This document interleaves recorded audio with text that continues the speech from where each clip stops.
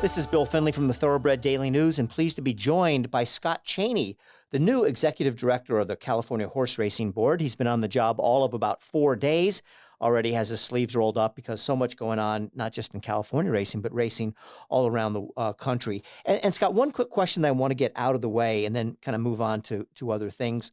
Right now, Santa Anita and the Stronach Group, as we see, is trying very hard to have racing resume at Santa Anita and presumably at Golden Gate as well. Does the CHRB play any role in this so far as whether or not they will be able to run again? And if so, what? Yes, we haven't. The short answer is no. We haven't played a significant role in their request with the Los Angeles County Health Department. To this point, the CHRB has taken the position that we're not opposed to the concept. In fact, support the idea that horse racing continue because we think there's good arguments and it's able to happen safely as it has in Orange County at Los Alamitos. But that we've left it up to local health departments to really address the health concerns. I mean, that's what they're there for. We haven't substituted our judgment for the health board, but should Los Angeles County Health Department allow racing, we wouldn't object to it in any way. Okay. Now, moving on to other subjects. And when you were appointed, they put out the press release announcing that you were the new executive director. You made a point of saying that the two main priorities for you are integrity and horse welfare. And I think just about everybody in the sport would agree with you that those are the two areas that the sport has to most focus in on right now. So let's just take sort of one at a time, and let's start with integrity. And the recent indictments of the 27 individuals for a horse doping scheme from the FBI and the Department of Justice had nothing to do with California racing. None of those people raced there. But nonetheless, it really shed an eye on the industry and what may be the things the industry is doing right and the things the industry might be doing wrong so far as, quote unquote, cleaning up the game. And as a whole, what should the sport have learned from this, and how can the sport take the lessons that we saw in this very dark period, very dark moment, and use them and turn them around into a positive?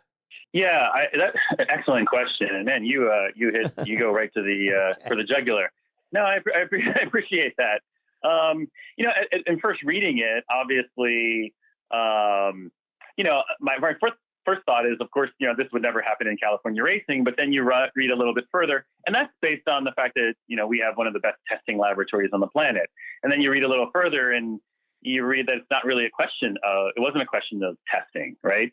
The best laboratory on the planet couldn't have detected what these folks were doing. What it does is kind of make us all realize that, testing alone, even if it's the best in the world, is not, not going to, satisfy and buttress the idea of integrity on its own. That we need to, it needs to be a holistic approach, right? Investigations are important. That this is not something any particular jurisdiction's immune from, but it's something that we all have to face, right? Because just because there's you correctly pointed out that, I think a few of the folks were licensed in California, but, no one raced here anytime in the recent past or on any kind of regular basis. But, even though they weren't active participants here, horse racing is often painted with a broad brush. And so for me, it's a lesson that integrity is not something that can be forgotten. I mean, to be fair, if you would have asked the same, question, what are the most important things to you as executive director 4 months ago, and had I taken over, I might have said animal welfare, right? And integrity might not have been part of that, but it has to be part of the conversation now. If people don't think that horse races are being conducted fairly, they're just not going to wager, and then the industry collapses. I mean, integrity, it has to be a focus of ours.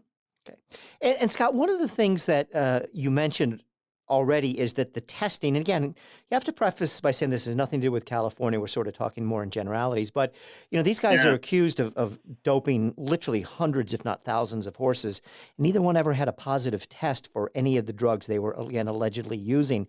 That led a lot of right. people to believe that maybe racing needs to focus more on boots on the ground, investigators, surveillance, and maybe that is a more a more appropriate or a better way of perhaps catching the people who do want to break the rules in the future. Where does the CHRB stand on that, and what do you personally think about that approach?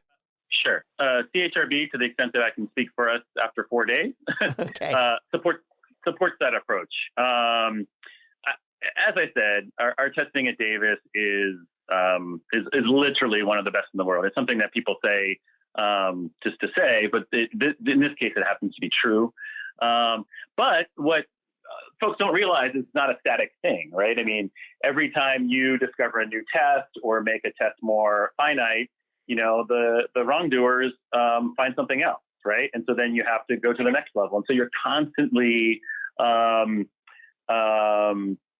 looking to refine testing and make it better, which is something that we do all the time. We're in the middle of some contract negotiations with the lab in order to make it even better than it is now. But the other piece of that is boots on the ground, right? And it can be, I guess I should call it more brick and mortar, right? I mean, one of the recommendations in the fatality report that came out about 2 months ago after tragedies in Santa Anita last year was surveillance cameras.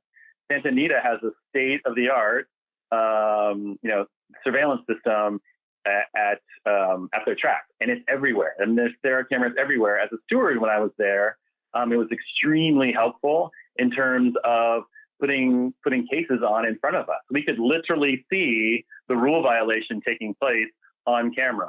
And so, that's not a person, or it's a person monitoring TV monitors, but that's one way. And then just the manpower. I mean, in California, we're lucky. We're well funded, and we have a vibrant investigative staff. But it's never enough, right? You always need a few more people. Mm-hmm. And Scott, now let's move on to the horse welfare issues, which again are a major part of what the CHRB has to look at, and things that are going to obviously affect the future of this industry. And it's amazing. You never think this would happen, but it has sort of been shifted into the background because along comes an even bigger story in the coronavirus. So we haven't really heard a whole lot lately about this issue. And of course, that has a lot to do with the fact that Santa Anita isn't racing. But when it comes to doing right by the animal and making this sport as safe as possibly can be, how far do you think California has come, and how far do you think California still has to go? Wow, that's the question, right? I would be lying if I could, or making a number up if I could give you some sort of percentage, right? We've come a long way, for sure. I've been a steward a long time, and but more than that, I've been pretty active in writing regulations and policy and animal welfare, specifically crop reform. Writing crop reform has been a big issue of mine. And when I was given this opportunity, I looked at it as becoming the issue, right?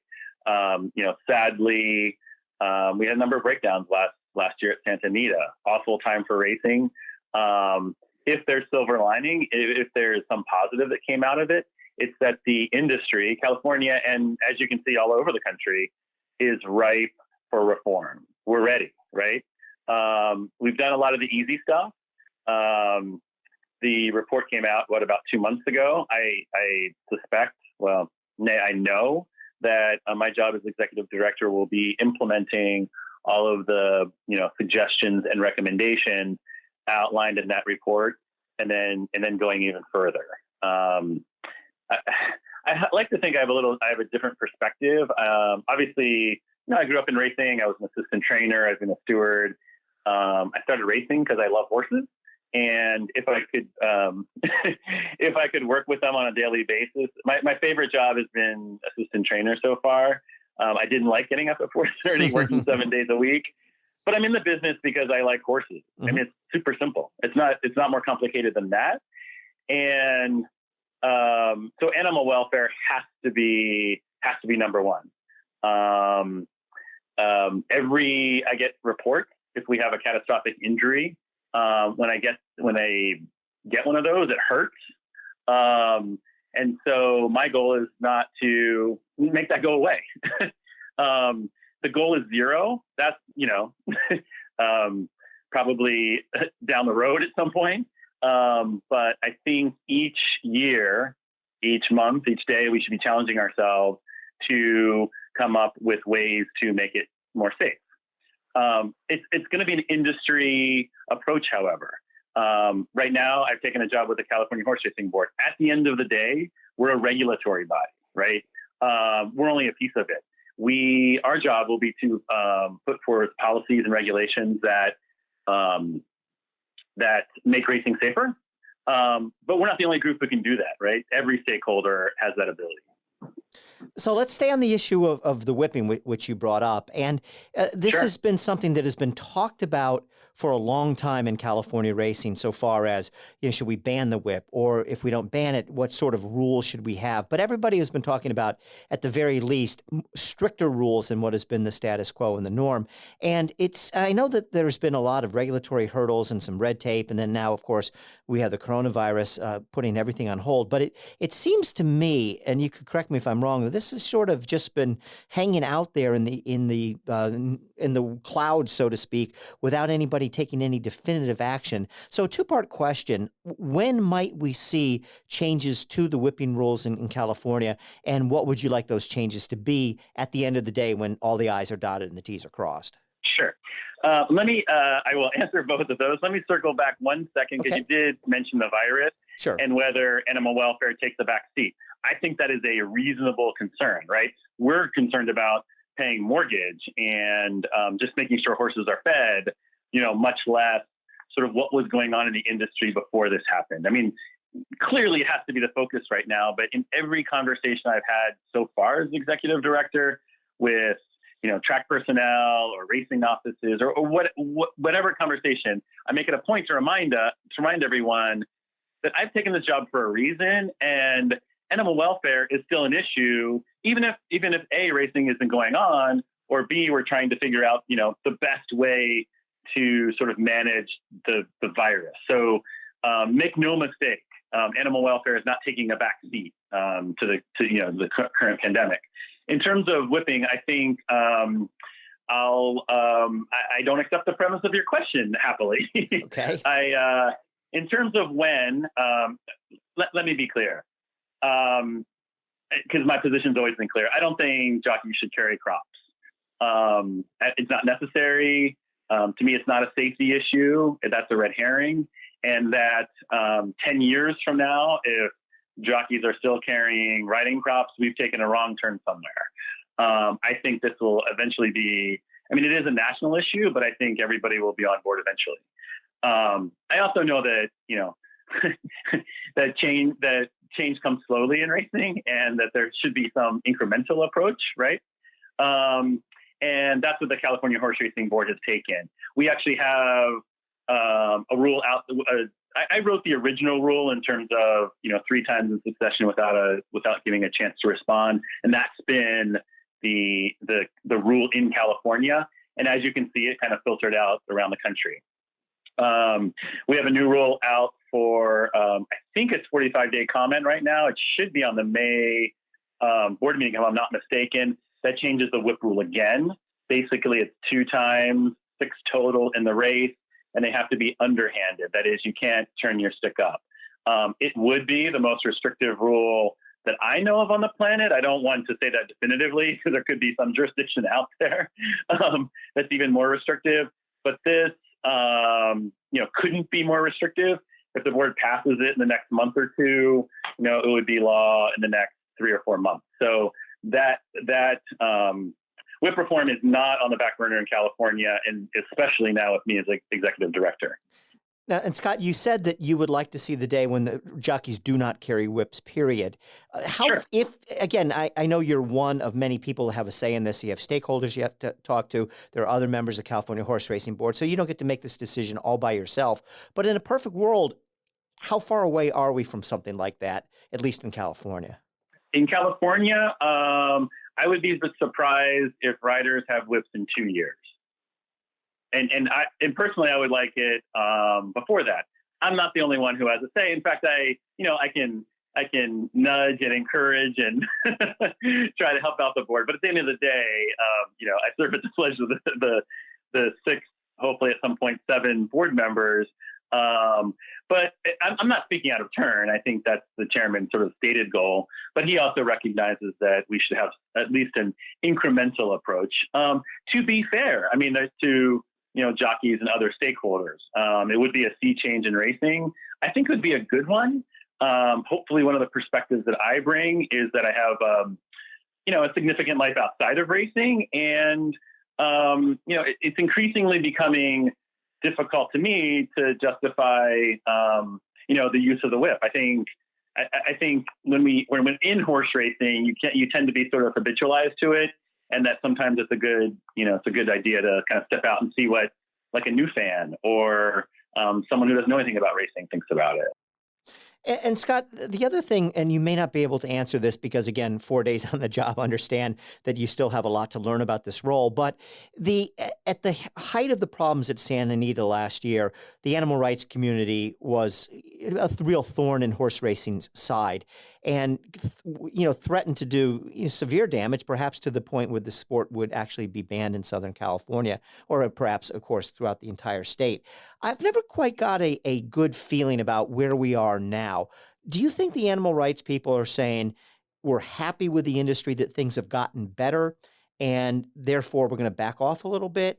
Or do you think the animal rights people are still as vitriolic as ever and still as determined as ever to create problems for the sport? Yeah, I think it's a spectrum. We often, and I probably am included in this, oftentimes just say animal rights activists as if it's some monolithic group, right? It's not. It's like saying horse racing people is a monolithic group. Admittedly, I'm kind of, on the front edge of reform, whereas maybe the rest of the industry might not be in the same spot. And that's true of animal rights activists as well. There's some very reasonable groups out there who, want us to conduct racing in the safest possible way, and have been very supportive in terms of reform and ideas, and helping us, actually pushing us to places where we should go. At the same time, there are some pretty fringe groups out there who won't be happy until racing doesn't exist in California or the country or the rest of the world. You get the sense that those groups will never be satisfied. So we could, take every precaution known to man, to prevent every injury you could possibly think of, and those groups will not be happy until racing has ceased. I think that racing is a lot better position than it was a year ago, coronavirus notwithstanding, obviously. But in terms of reforms that we've taken, and having people actually understand what we actually do, and how horses are treated. I was an assistant trainer for 8 years. I have intimate knowledge with respect to horse care, especially in Southern California, which is the best of the planet. I mean, thoroughbred racehorses in California eat better than I do. And that's saying something, because I do Ironman for fun. Right. So, I mean, to a large extent, they get way better care than your average backyard horse. And I think we as an industry need to point that out, and also trumpet the reforms we're taking. A lot of the conversation has been driven by fringe animal rights groups who won't be satisfied. I mean, just listen to our board meetings. Scott, I read an interesting story about you going back a couple weeks ago, or maybe not even that long, but you admitted that in 2013 you threw your hat in the ring for this very same job, which you now have. You did not get it. And I thought it was a very insightful quote. You said, in a way, that was a blessing because I wasn't ready in 2013. Why not, and how are you different today than you were 7 years ago? Yeah, that's a good question. Thanks for asking it. I think there are two fronts on that. One, just from a personal standpoint, I don't know that was vowing to move to Sacramento or I didn't. It seemed like sort of the next logical step in sort of my progression in racing, if you will.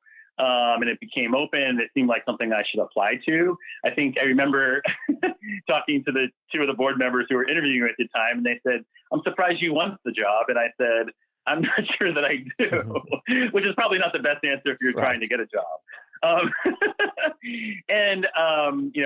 Rick's been an excellent choice, and I think I've learned a lot as a steward, sort of watching him do the job. And I think the second piece is, and part of the reason I took the job is, I think the industry is a little more ready for me as well, in the sense that over the course of the last year, we've become a lot more open to reform, and I felt like I could be a little truer to myself if I took the job at this point. Scott, you talked a little bit about your background, about being involved in Ironman competitions. The other things that people should know about you: you grew up in Maryland. Your parents owned a few horses. You went to Dartmouth undergrad. Then you went to USC Law School. How the heck does a guy? My parents are very proud that I picked. How the heck does a guy from USC Law School to working on the backstretch of a racetrack? Good question. Yeah, my parents are very proud after an Ivy League education in the JD that I decided I wanted to train horses. Right. It's serendipity, I guess, in some ways. When I was a first 1L in law school out in California, I decided I wanted to do some sort of equine law as a summer job, and applied to a few law firms in Kentucky, because they, Lexington, Louisville seemed to have a few areas that did it most. Didn't get any of the jobs. I guess I didn't. Nepotism is alive and well, I suppose. But so then my first year, I decided just to work at the racetrack. I thought it would be neat. I actually met a trainer called Daryl Vienna, who's also an attorney, through his law partner at the time. She went to USC as well, and found it way more interesting that he was her partner, and asked if I could work for him my 1L summer. Walked hots my first summer, and then sort of the rest was history. The second summer, I groomed a couple horses, and actually even tried to groom while I was in law school, because I had this excellent grade 1 winning filly. Found that too exhausting, so finished law school, took the bar, and then became his assistant full time. So it was kind of a weird progression, but I was I was the kid who in law school who went to Santa Anita every weekend to watch horses. Right. Well, Scott, very good. Thanks so much for your time, and congratulations on your new appointment with the CHRB. And we look forward to the days ahead, getting rid of this virus, getting back to normal, and seeing what you can do, which I'm sure is a lot, to make California racing even greater than it is right now. Scott, thanks so much for your time. Thank you. I appreciate it.